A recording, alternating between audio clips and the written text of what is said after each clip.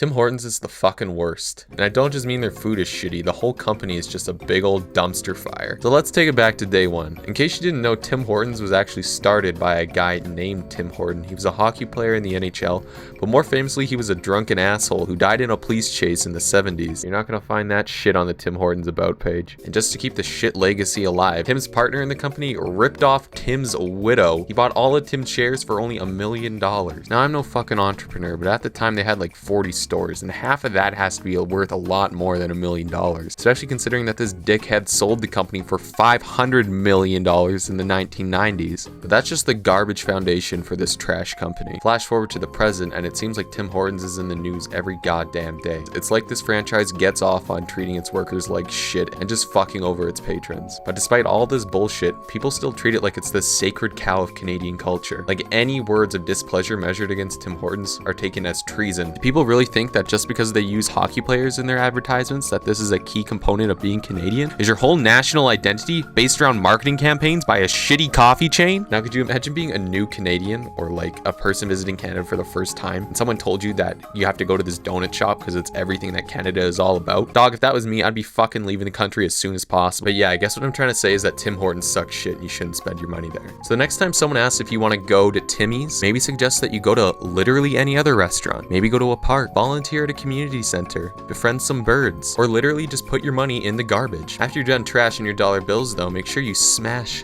that like button, subscribe to the channel, and leave a constructive comment of criticism down below.